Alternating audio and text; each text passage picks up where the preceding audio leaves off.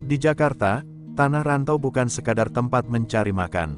Ia adalah arena di mana nama lebih berharga dari napas, dan harga diri lebih tajam dari pisau. Dua singa dari tanah berbeda datang membawa marwah masing-masing, Mat Peci, jawara Banten berpeci hitam yang tenang tapi mematikan, dan Usman Daeng, preman Makassar dengan langkah pasti dan tatapan yang tidak pernah mundur. Awalnya mereka berdiri berhadap-hadapan, mengukur langit yang akan runtuh jika salah satu jatuh. Namun ketika kekuatan gelap bernama Togar Lindung mulai memakan orang-orang yang mereka lindungi, dua singa itu menyadari bahwa medan tempur sesungguhnya bukan soal siapa yang paling kuat berteriak, tetapi siapa yang berdiri sampai akhir, meski dunia menuntut mereka untuk saling menjatuhkan. Dan di tengah hiruk-pikuk kota yang tidak pernah tidur, satu hal menjadi jelas. Kadang, musuh terbesar bukan dia yang kau benci, tapi dia yang menginginkan semua orang percaya bahwa kau dan saudaramu seharusnya saling membunuh. Di sebuah kampung tua di daerah Banten, nama Mat Peci disebut dengan dua rasa, hormat dan ngeri. Orang-orang mengenalnya sebagai lelaki bertubuh sedang, berkulit sawo matang, wajah tenang, namun sorot matanya tajam seperti bilah golok yang baru diasah. Ia selalu memakai peci hitam sederhana, bukan karena ingin dihormati, tetapi karena itu warisan dari ayahnya yang telah lama meninggal. Peci itu bukan sekadar penutup kepala, melainkan janji yang ia bawa selama hidupnya, menjaga tanah kelahiran dan orang-orang yang ia sayangi. Mat Peci tinggal di rumah panggung kecil di pinggir sawah. Pagi-paginya ia membantu petani, menarik kerbau, menanam padi, atau memperbaiki irigasi. Tidak ada yang menyangka tangan yang memegang cangkul itu sebenarnya pernah mematahkan batang besi dalam satu sentakan. Ia jarang berbicara, kalau sudah tersenyum, yang melihat ikut tenang. Tapi kalau dia diam terlalu lama, orang-orang mulai gelisah, karena diamnya Mat Peci adalah tanda angin malam sedang berubah arah. Sebenarnya Mat Peci bukan pencari masalah. Justru ia yang selalu mengambil langkah menjauh. Namun kampung mengenal masa lalu yang ia jarang ceritakan. Bertahun-tahun lalu, sekelompok bandit dari luar daerah mencoba menguasai lahan dan memaksa warga membayar upeti. Para pemuda kalah, para lelaki tua angkat tangan, dan perempuan menangis dalam pasrah. Pada malam itulah Mat Peci berdiri di tengah jalan kampung dengan peci hitam menunduk, tangannya memegang sebilah golok panjang warisan ayahnya. Darah banyak tumpah, tanah basah malam itu menjadi saksi bahwa ada garis yang tidak boleh dilanggar di kampung itu. Orang-orang tidak tahu apa yang terjadi secara rinci, karena tidak ada yang cukup berani untuk melihat langsung. Yang mereka tahu hanya suara keras, teriakan, dan denting benda tajam. Pagi harinya, bandit-bandit itu pergi terbirit tanpa menoleh. Sejak saat itu, nama Mat Peci berubah dari anak sepuh menjadi jawara yang disegani. Namun setelah malam itu, Mat Peci berubah. Ia tidak lagi tertawa lepas seperti dulu. Ia seperti membawa bayang-bayang yang terus mengikutinya kemanapun ia melangkah. Orang-orang menghormatinya, tapi tak ada yang benar-benar mendekat. Ia menjadi sosok penjaga yang tidak meminta balas jasa. Tidak ada yang tahu bahwa ia sering duduk sendiri di pinggir kali saat malam tiba, memandangi air gelap yang mengalir, seolah mencari sesuatu yang hilang dari dirinya. Ketenangan kampung berjalan bertahun-tahun. Anak-anak tumbuh dewasa, suara beduk tetap menggema tiap maghrib, dan angin dari pesisir membawa bau garam dan tanah basah. Tetapi di balik itu semua, cerita tentang jawara peci hitam masih diceritakan dari warung kopi hingga rumah panggung. Meski waktu berjalan, legenda tidak pernah mati. Nama Mat Peci menjadi semacam pagar tak terlihat yang menjaga kampung itu dari bahaya. Namun suatu sore yang mendung, seorang kiai tua datang ke rumah panggung Mat Peci. Langkahnya pelan, wajahnya tampak membawa berita yang berat. Mat Peci menyuguhkan teh hangat, tapi kiai itu tidak menyentuhnya. Ia hanya menatap Mat Peci dengan mata yang menyimpan keprihatinan mendalam. "Perjalananmu belum selesai," katanya pelan. "Ada sesuatu di luar sana yang akan memanggilmu lagi." Mat Peci tidak menjawab, ia hanya menghela napas dalam, memejamkan mata sejenak. Ia tahu benar bahwa kehidupan yang tenang ini tidak akan berlangsung selamanya. Peci hitam itu terasa lebih berat di kepalanya. Dan jauh di kejauhan, angin membawa suara asing, tanda bahwa takdir baru sedang mendekat. Sementara angin di Banten membawa kabar perubahan, jauh di timur Nusantara, ombak pantai Losari memukul karang dengan keras seperti sedang menegur dunia. Di Makassar, pelabuhan Pautere tidak pernah tidur. Kapal pinisi hilir mudik membawa ikan, hasil laut, dan cerita dari tempat jauh. Di tengah hiruk-pikuk itu, satu nama sering bergaung lebih keras daripada suara pedagang, nahoda, atau suara mesin kapal. Usman Daeng. Usman Daeng adalah sosok yang sulit diabaikan. Tubuhnya kekar, urat-urat lengannya menonjol, dan sorot matanya seperti menyimpan badai yang siap pecah kapan saja. Ia bukan orang yang lahir dari keluarga berkuasa. Masa kecilnya keras, hidup berpindah-pindah di antara dermaga. Ia belajar bertahan dengan tangan kosong, bertarung di jalan, dan mengenal dunia yang tidak memberikan belas kasih pada yang lemah. Dari sana, ia tumbuh menjadi pemimpin geng pelabuhan yang paling disegani. Yang membuat Usman Daeng dihormati bukan hanya keberaniannya, tapi kesetiaannya pada saudara-saudara seperjuangan. Ia tidak pernah meninggalkan teman yang jatuh. Ia tidak memukul orang yang tidak melawan. Tapi kalau ada yang merendahkan harga dirinya atau menyentuh keluarganya, ia bisa berubah menjadi badai yang meruntuhkan segalanya. Dalam satu malam saja, ia bisa memadamkan 3 kelompok preman yang mencoba mengambil alih gudang ikan. Bukan hanya dengan kekuatan, tapi dengan strategi yang dingin dan terukur. Namun ketenangan pelabuhan Pautere tidak berlangsung lama. Suatu hari, adik bungsu Usman Daeng, seorang pemuda bernama Rifki, terlibat masalah dengan kelompok yang lebih besar dan lebih berbahaya. Perselisihan kecil berubah menjadi pertumpahan darah. Di tengah kekacauan itu, Rifki terluka parah. Ketika Usman Daeng mendapat kabar itu, ia datang terlambat. Ia hanya bisa memeluk tubuh adiknya yang berlumuran darah di pinggir dermaga. Laut terasa lebih dingin malam itu. Sorot mata Usman berubah. Ada sesuatu yang padam dan sesuatu yang menyala bersamaan. Sejak kejadian itu, Usman Daeng tahu Makassar tidak lagi aman untuknya dan orang-orangnya. Ada kekuatan besar yang ingin menyingkirkannya. Ia tidak mau menunggu sampai semua saudara yang ia lindungi ikut menjadi korban. Dengan berat hati, ia memutuskan untuk pergi. Jakarta adalah tujuan yang dipilihnya. Kota padat, keras, tidak beraturan. Tempat di mana ia bisa memulai ulang, atau hancur lebih dalam. Malam sebelum keberangkatan, Usman Daeng berdiri di ujung dermaga, memandangi air hitam yang berkilau oleh lampu kapal. Angin laut mengibaskan rambutnya, membawa aroma asin dan kenangan yang pahit. Ia menundukkan kepala, mengusap bekas darah di genggamannya, seolah mencoba menghangatkannya kembali. "Tunggu saya, Dik," gumamnya pelan, "saya akan kembali.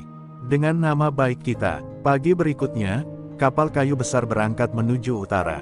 Usman Daeng berdiri tegak di geladak, tidak menoleh ke belakang. Teman-temannya mengikuti dengan langkah yakin, meski dada masing-masing penuh gelisah. Ombak memecah haluan kapal, seolah dunia sedang membuka bab baru untuk mereka. Dan jauh di barat, di kampung Banten, seorang lelaki berpeci hitam menghela napas panjang, merasakan sesuatu yang tidak bisa dijelaskan. Takdir mulai bergerak. 2 nama, 2 dunia, perlahan sedang ditarik menuju satu garis pertemuan yang tidak terhindarkan. Langit pagi di Banten tampak pucat ketika kabar dari sang kiai akhirnya memberi arah baru bagi langkah Mat Peci. Ia berjalan pelan menuju surau setelah salat subuh, tanpa banyak kata.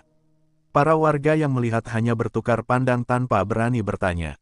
Mereka tahu, kalau Mat Peci mulai berjalan dengan peci terpasang rapat dan langkahnya tidak goyah, berarti ada sesuatu yang berat sedang menunggu di luar kampung. Dan hari itu, seorang pemuda yang hendak merantau ke Jakarta menitipkan masa depan pada Mat Peci, meminta perlindungan dalam perjalanan dan perantauan. Pemuda itu bernama Asep, usia baru 20, semangatnya menggebu, tapi matanya masih menyimpan kebodohan khas anak muda. Ia ingin mencari kerja di Jakarta, mengirim uang untuk ibunya, dan membuktikan bahwa ia bisa berdiri sendiri. Mat Peci hanya mengangguk saat Kiai memintanya menemani. Tidak ada pertanyaan, tidak ada keluhan. Baginya, ini bukan sekadar mengantar. Ini adalah panggilan yang sudah ia rasakan sejak angin malam membawa firasat asing beberapa waktu lalu. Kereta menuju Jakarta bergerak perlahan dari stasiun kecil. Asep terlihat antusias, menatap jendela dengan senyum yang penuh harapan. Sementara itu, Mat Peci duduk diam, memandangi rel-rel yang seakan menghilang ke kejauhan tanpa ujung. Dalam hatinya, ia tahu perjalanan ini bukan sekadar perjalanan fisik. Ada benang tak terlihat yang sedang menariknya menuju seseorang yang ia belum kenal. Seseorang yang sama-sama membawa luka dan dendam. Sesampainya di Jakarta, hiruk-pikuk kota langsung menyergap mereka. Udara panas, suara klakson tak berhenti, orang-orang tergesa seperti sedang dikejar waktu. Bagi Asep, Semua ini terlihat besar dan menggerahkan. Tapi bagi Mat Peci, kota ini terasa seperti medan yang terlalu padat dengan rahasia dan amarah yang tidak terlihat. Ia melihat orang berteriak satu sama lain, sopir ojek saling melotot, pedagang bersuara tinggi. Jakarta bagaikan arena tanpa pagar. Asep mendapat tempat tinggal sementara di sebuah rumah petak dekat terminal. Di sana banyak perantau dari berbagai daerah. Ada yang baik, ada yang licik. Mat Peci memperhatikan satu per satu. Ia tahu bahwa tempat seperti ini sering menjadi awal cerita yang buruk jika tidak berhati-hati. Namun ia tidak berniat mencampuri urusan orang lain, kecuali jika ada yang mengusik. Karena Mat Peci tidak mencari masalah, tapi ia selalu menyelesaikan masalah yang datang. Di sisi lain kota, kapal yang membawa Usman Daeng telah merapat di pelabuhan Sunda Kelapa. Ia dan anak buahnya turun dengan langkah mantap, tidak ragu. Mata Usman menyapu kota seperti sedang menilai medan perang baru. Ia tahu di kota ini, ia bukan siapa-siapa. Tapi ia juga tahu dirinya tidak datang sebagai orang yang akan tunduk. Ia datang untuk bertahan, dan jika perlu, mengambil ruang. Beberapa hari kemudian, takdir memainkan benang pertamanya. Di sebuah terminal yang ramai, Asep tanpa sengaja tersenggol oleh seorang lelaki bertubuh besar yang sedang memungut bayaran keamanan dari para pedagang. Keributan kecil pun pecah, suara naik, tatapan memanas. Asep mencoba menjelaskan, tapi tangan besar itu sudah terangkat. Dan sebelum pukulan itu jatuh, ada satu tangan lain yang menahannya. Tangan itu milik Mat Peci. Dan di kejauhan, dari balik deretan motor dan bas berdebu, sepasang mata milik Usman Daeng melihat adegan itu untuk pertama kali. Diam, mengamati, menakar. Pertemuan itu belum menjadi pertempuran. Tapi dunia terasa seperti sedang menarik napas sebelum badai. Keributan di terminal itu seolah membelah hiruk-pikuk. Jakarta menjadi satu titik perhatian. Pedagang yang tadinya berteriak menjual dagangan mendadak terdiam. Para sopir angkot berhenti merokok, menoleh pelan. Dan di tengah lingkaran manusia yang terbentuk, Asep berdiri gemetar, sementara tangan Mat Peci masih menahan pergelangan si lelaki berbadan besar itu. Lelaki itu bernama Boru, bawahan dari kelompok keamanan jalanan yang baru mulai merentang pengaruhnya di terminal. Boru menatap Mat Peci dengan penuh amarah, tidak biasa tangannya dihentikan dengan begitu mudah. Mat Peci tidak bicara, tatapannya tenang, tidak angkuh, tidak takut. Tangannya melepas genggaman pelan, tapi caranya melepaskan membuat yang menonton tahu, ini bukan pelepasan karena takut, tapi karena ia memberi kesempatan untuk mundur. Boru merasakan hal itu. Kebanggaannya tergores. Ia melangkah maju, mengangkat tangan lagi, kali ini dengan niat penuh. Beberapa orang mulai berbisik, beberapa mundur, beberapa berharap melihat darah. Sebelum pukulan itu terjadi, sebuah suara berat namun tenang terdengar. Boru, turunkan tanganmu. Suaranya datar, tapi ada tekanan yang membuat udara di sekitar seolah menegang. Orang-orang menoleh, dan di sana, berdiri dengan kedua tangan di balik punggung, Usman Daeng. Langkahnya pelan, tapi setiap injakannya terdengar jelas, seolah bumi memberikan pijakan lebih mantap untuknya. Sorot matanya lurus, menatap langsung pada Mat Peci. Boru langsung menunduk dan mundur, keringat dingin muncul di pelipisnya. Asep menelan ludah, sementara beberapa warga perantau dari Makassar yang berdiri di sekitar spontan memberi ruang, seperti prajurit melihat Panglima datang. Nama Usman Daeng belum dikenal luas di Jakarta, tapi auranya cukup untuk membuat orang-orang mengerti bahwa ia bukan orang sembarangan. Ia menatap Mat Peci lama, bukan menantang, tapi mengukur, menimbang, seperti seorang pemburu yang baru menemukan bayangan singa lain di hutan yang sama. Mat Peci membalas tatapan itu. Tidak ada yang bicara, tapi ada percakapan diam yang terjadi, rasa hormat, rasa waspada, dan rasa bahwa suatu hari, entah kapan, entah bagaimana, keduanya akan bertemu lagi tidak sebagai pengamat. Seperti dua matahari yang tidak bisa berbagi langit yang sama terlalu lama. Asep mencoba menenangkan napasnya, tapi lututnya masih lemas. Ia tidak tahu apa yang baru saja ia lihat. Baginya, itu bukan sekadar dua orang lelaki. Ada sesuatu yang lebih dalam, seolah dunia berhenti hanya untuk mempertemukan dua kekuatan yang telah lama berjalan di jalur masing-masing, tidak pernah bertabrakan, sampai hari itu. Usman Daeng akhirnya berbicara, pendek, sederhana. Jaga anak itu baik-baik. Jakarta tidak ramah untuk yang lemah.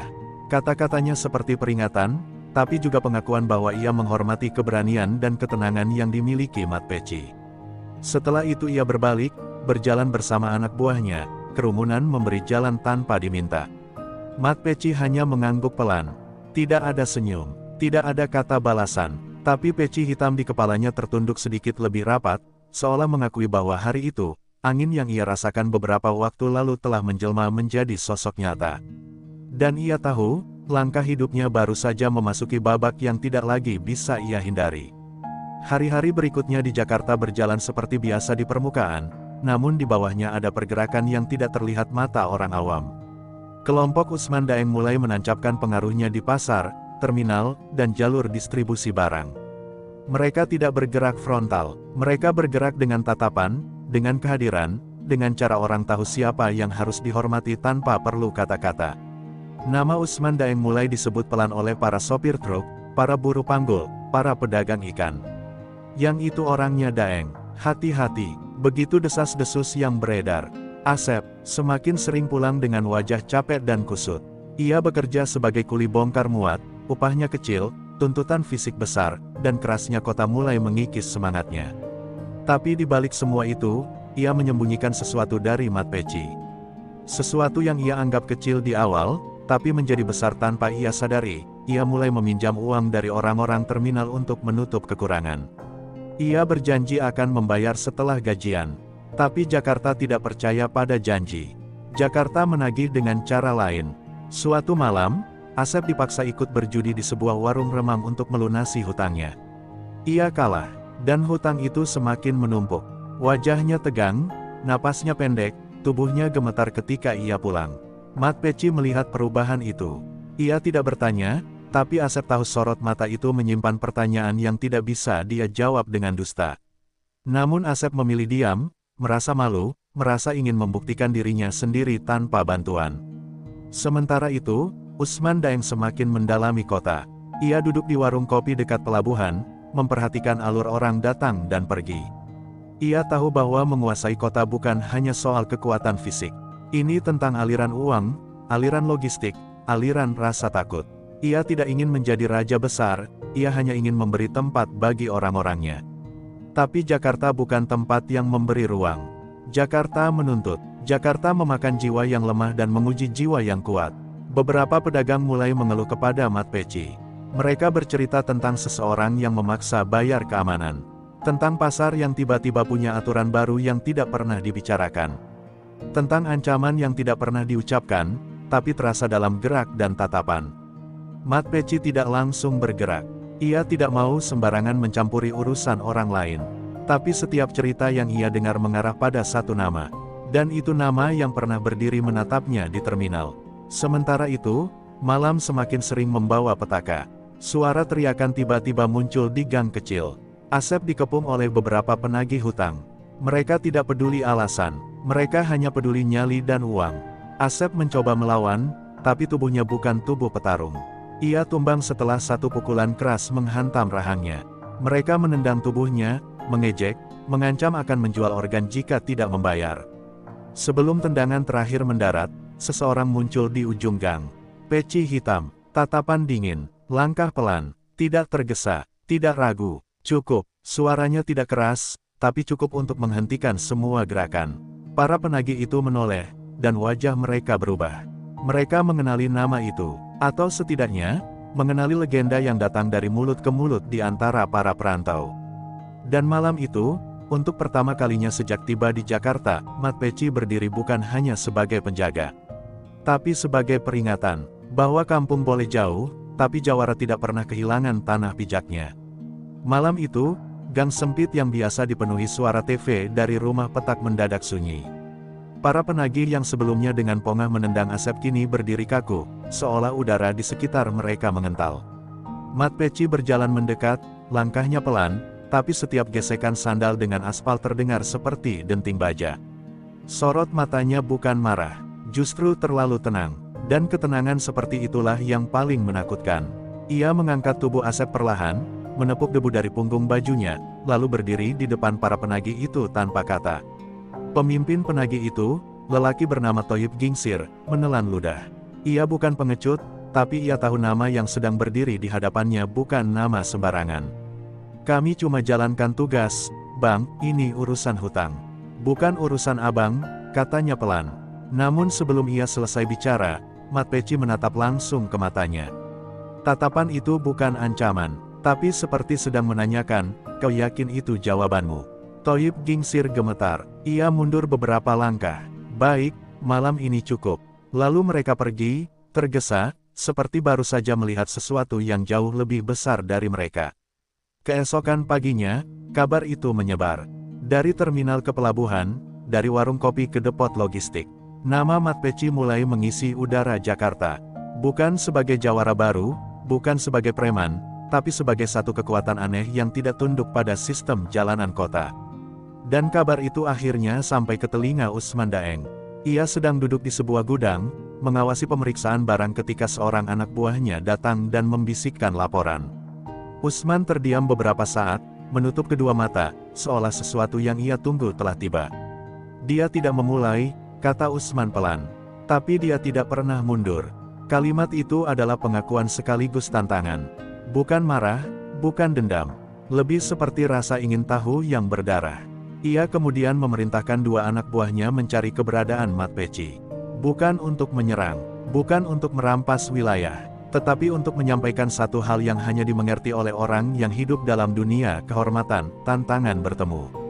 Sore harinya, dua lelaki Makassar itu datang ke rumah petak tempat Asep tinggal. Mereka tidak mengetuk keras, tidak mengancam. Mereka hanya menyampaikan pesan sederhana, "Daeng ingin bicara." Di lapangan kosong dekat terminal. Tengah malam, "Datang kalau kau seorang lelaki yang menghormati dunia." Setelah itu, mereka pergi.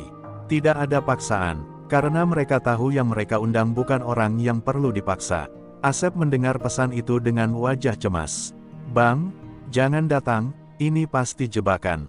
Ini Jakarta, bukan kampung," suaranya gemetar. Tapi Mat Peci hanya menepuk bahunya pelan. "Lelaki bertemu lelaki, bukan urusan kota atau kampung," ucapnya pelan. Ia memandang langit senja, pecinya tampak lebih pekat di bawah warna jingga yang memudar. Ada sesuatu dalam sorot matanya, bukan kemarahan, bukan kebencian, melainkan takdir yang sudah lama ia tahu akan datang. Malam itu, Mat Peci berjalan menuju lapangan kosong. Tanpa golok, tanpa teman, tanpa suara, hanya bayang tubuhnya yang memanjang di bawah lampu jalan, seperti dua sosok berjalan berdampingan, dirinya yang sekarang, dan dirinya yang dulu. Lapangan itu lengang, hanya ada suara angin menyisir dedaunan dan riuh kota yang jauh. Dan di tengah lapangan itu, berdiri Usman Daeng, kedua tangan terlipat di dada, menunggu tanpa gelisah. Ketika kedua lelaki itu saling menatap, dunia seolah menahan napas. Tidak ada pentungan baja, tidak ada sorak-sorai geng, tidak ada suara ancaman. Yang ada hanya dua jiwa yang pernah terluka, dua jalan yang keras, dua lelaki yang sama-sama menjaga sesuatu yang mereka anggap suci, harga diri. Pertemuan itu bukan awal pertarungan, tapi awal dari kisah dua matahari yang tidak mungkin bersinar dalam jarak yang terlalu dekat. Malam itu, langit Jakarta seperti kain hitam kusam tanpa bintang. Angin bergerak pelan, seolah tidak ingin mengganggu dua lelaki yang berdiri saling berhadapan di tengah lapangan kosong. Cahaya lampu jalan redup, hanya cukup untuk memperlihatkan siluet tubuh Mat Peci dan Usman Daeng. Tidak ada sorak, tidak ada saksian berkerumun. Pertarungan ini bukan tontonan. Ini adalah bahasa yang hanya bisa dimengerti oleh para lelaki yang membawa sejarah pada punggung, dan kehormatan di dada. Usman Daeng melangkah pelan, tangannya terangkat tanpa tergesa. Gerakannya tidak liar, justru tenang, terkendali, penuh pengalaman bertarung di jalanan. "Saya tidak datang untuk jadi musuhmu," katanya pelan, suaranya rendah seperti ombak yang berat menghantam karang. "Tapi nama yang kau bawa membuat ruang ini terlalu kecil untuk dua orang seperti kita." Mat Peci tidak menjawab, ia hanya merapikan pecinya sedikit, lalu menurunkan kedua tangannya dengan posisi siap. Diamnya adalah undangan. Pukulan pertama datang dari Usman. Lurus, cepat, efisien. Tidak ada gerakan berlebihan. Mat Peci menepis dengan satu goyangan kecil pergelangan, seperti angin menyingkirkan dedaunan. Lalu ia membalas dengan dorongan telapak tangan ke dada, bukan untuk melukai, tapi untuk mengukur. Usman mundur satu langkah, mengangguk pelan. "Engkau bukan cerita kampung," gumamnya. "Engkau nyata." Dan duel itu pun dimulai. Gerakan mereka tidak gaduh, tidak ada suara keras. Yang ada hanya dua tubuh yang saling membaca, menebak niat, mengukur napas. Setiap langkah adalah perhitungan, setiap serangan adalah pertanyaan. Mat Peci bergerak seperti air mengalir, tenang dan lentur. Sementara Usman bergerak seperti batu besar yang dilemparkan dengan kekuatan penuh, lurus, berat, mematikan. Mereka seimbang dengan cara yang hampir tidak masuk akal. Dua dunia berbeda yang entah bagaimana bertemu dalam ritme yang sama. Pada satu momen, pukulan keras Usman hampir menghantam rahang Mat Peci. Tapi Mat Peci memutar tubuhnya sehalus asap dupa, dan telapak tangannya menyentuh bahu Usman, menghentikan momentum lawan tanpa merusak. Itu bukan pukulan, itu adalah penghormatan. Dan justru karena itu, pertarungan menjadi lebih dalam, lebih jujur, lebih tajam. Karena mereka sama-sama tahu, ini bukan soal menang atau kalah. Ini soal memahami siapa yang berdiri di hadapan. Tepat saat ketegangan mencapai puncak, sebuah suara pecah dari sudut lapangan. Suara teriakan, langkah terburu-buru, dan kilat senjata tajam. Sekelompok orang lain datang. Mereka bukan anak buah Usman. Mereka bukan orang Mat Peci. Mereka adalah pihak ketiga, kelompok pasar gelap yang selama ini diam-diam memanfaatkan kekacauan untuk memperluas kekuasaan. Mereka datang karena keduanya sedang saling menghabiskan tenaga, dan itu adalah kesempatan. Salah satu dari mereka berteriak, dua anjing besar bertarung. Biarkan mereka saling bunuh, kita yang berdiri sebagai raja. Mereka menyerbu, membawa celurit, besi, dan niat buruk.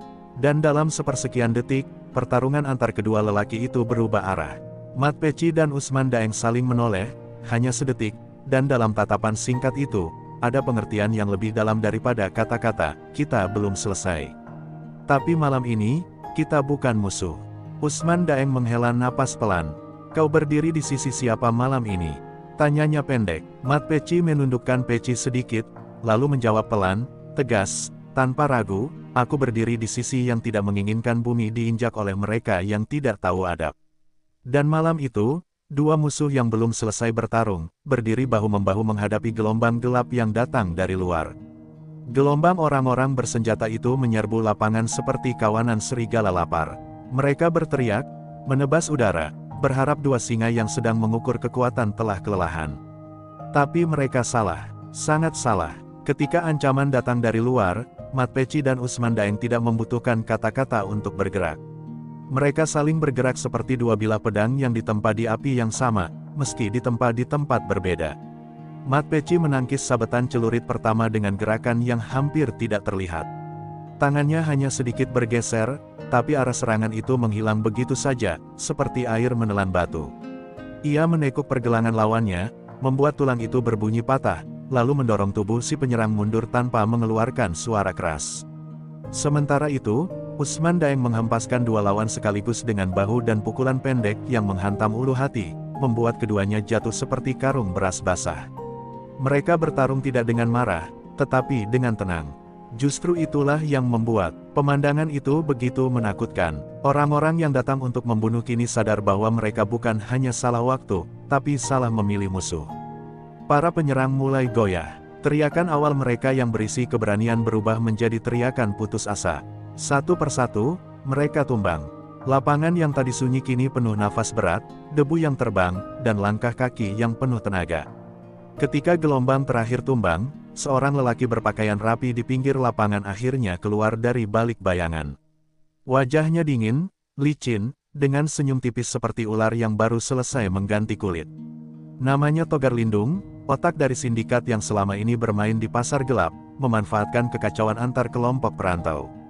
Ia bukan petarung, ia adalah orang yang memberi perintah dari jauh, dan membiarkan orang lain menumpahkan darah. Ia menatap Mat Peci dan Usman Daeng seperti seorang pedagang menilai barang dagangan. Hebat, katanya pelan, sambil bertepuk tangan pelan, sinis. Dua legenda lokal yang mudah diarahkan. Kalian berdua sibuk saling menguji, sementara aku hampir mengambil semuanya. Senyumnya melebar, tapi sepertinya rencana itu harus kubah. Kata-katanya tidak keras, tapi cukup untuk membuat udara terasa dingin. Ia bukan ancaman yang terlihat. Ia adalah ancaman yang terbungkus rapi.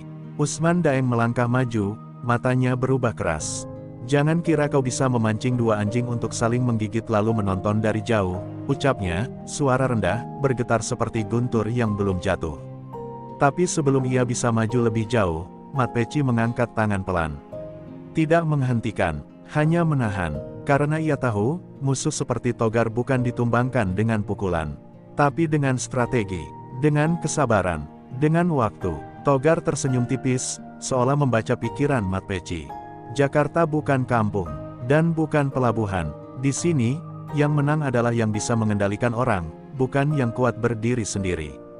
Ia mundur perlahan, anak buahnya segera menutup posisi melindungi. Ia tidak lari, ia menunggu, karena ia tahu pertempuran berikutnya bukan malam ini. Ketika bayangannya menghilang, lapangan kembali sunyi. Hanya ada dua lelaki berdiri di tengah, satu dengan peci hitam yang masih terpasang sempurna, satu dengan dada naik turun menahan napas perang. Mereka saling menatap, tidak ada kata-kata, tapi keduanya tahu, mereka belum selesai satu sama lain, tapi lebih penting, mereka punya musuh yang sama.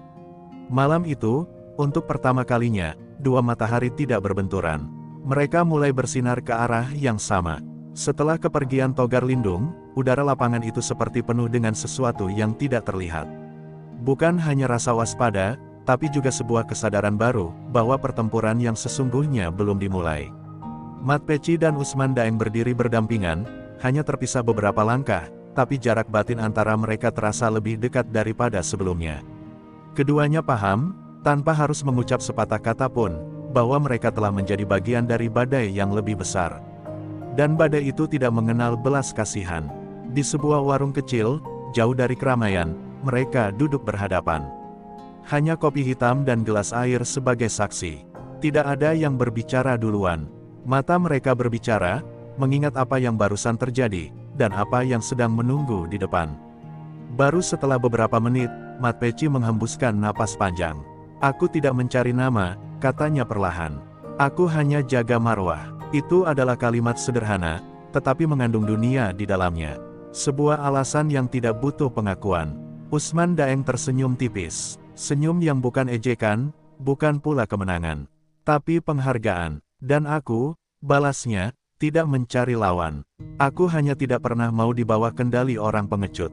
Kata-kata itu menegaskan bahwa mereka berdua bukan petarung yang digerakkan kesombongan. Mereka adalah penjaga sesuatu yang tidak terlihat, martabat. Dan martabat adalah sesuatu yang tidak bisa dibeli ataupun diberikan, hanya bisa dipertahankan. Keduanya kemudian mulai berbagi informasi, perlahan tapi penuh kehati-hatian. Seperti dua helai sutra yang dirajut menjadi kain yang lebih kuat.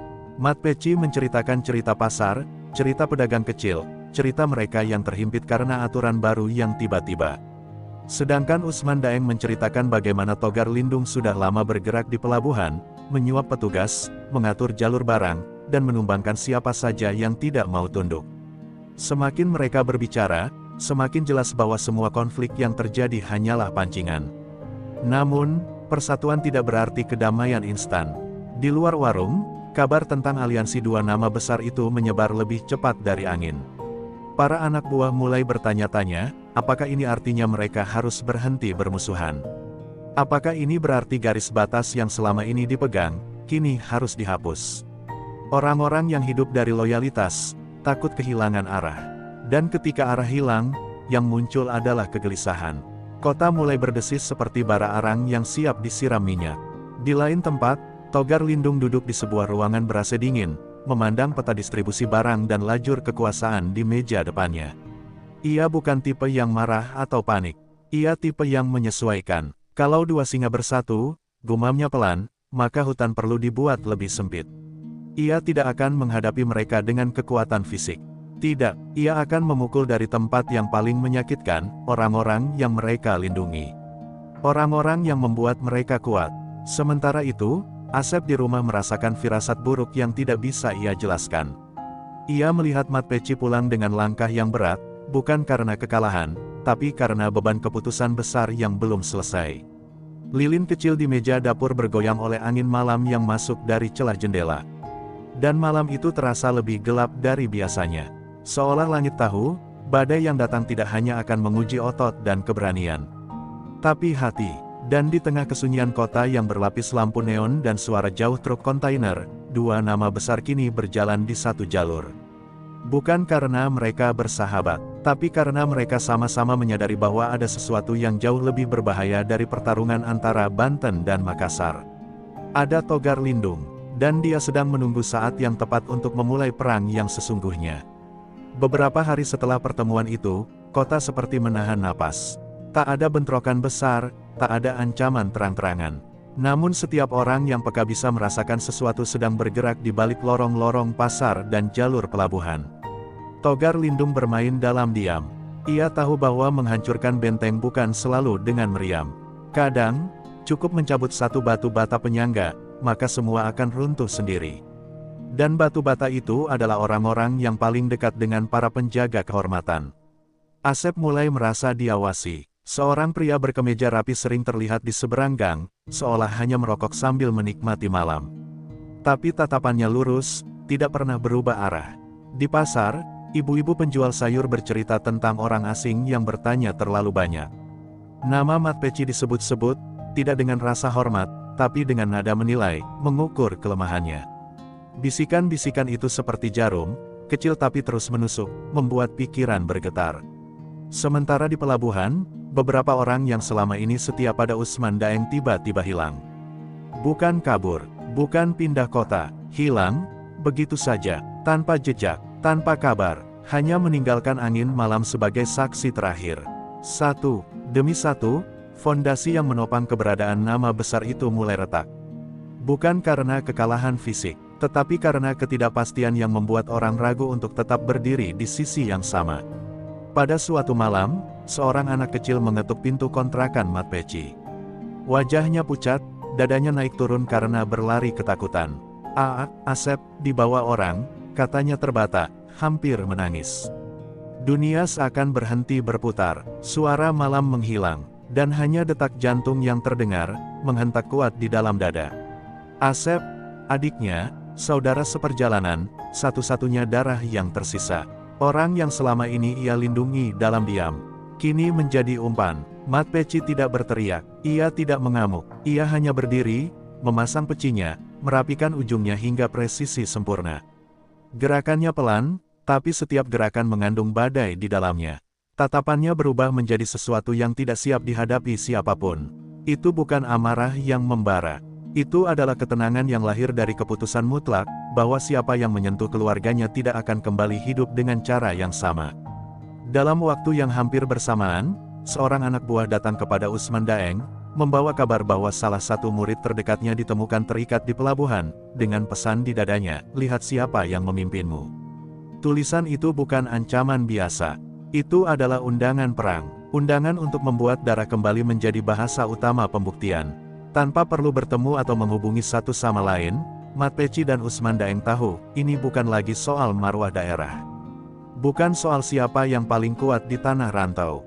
Ini sudah menjadi perang mempertahankan orang-orang yang mereka sayangi. Perang yang tidak dimulai dengan gebrakan, tetapi dengan penculikan, dengan ancaman diam yang memukul tepat ke jantung.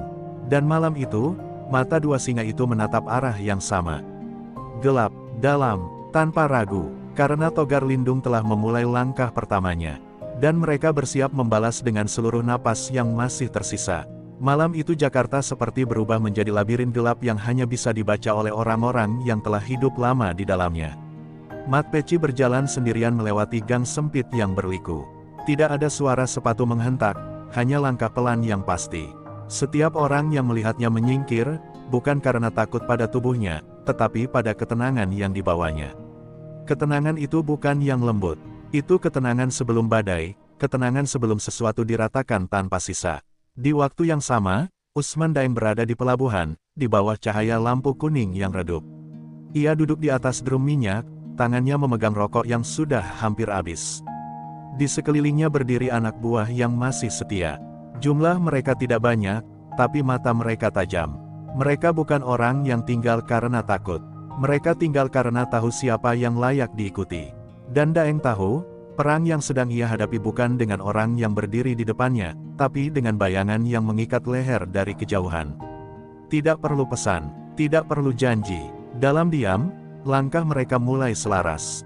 Mat Peci mencari satu nama yang disebut anak kecil itu sebelum pingsan, preman terminal yang dikenal bekerja untuk Togar.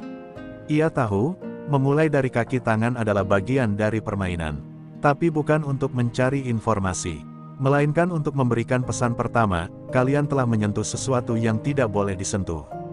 Koma ditemukan di sebuah arena sabung ayam ilegal, tertawa keras sambil menghitung uang.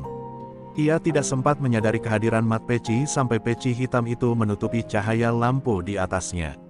Tidak ada kata-kata, tidak ada ancaman, hanya tatapan yang membuat ruangan itu mendadak membeku. Koma mencoba melawan, tentu saja. Tapi kekuatan itu bukan tandingan. Ketenangan seorang jawara. Dalam 3 gerakan, tubuh besar itu terjatuh, terengah, dan hati kecilnya direnggut oleh ketakutan yang belum pernah ia rasakan sebelumnya.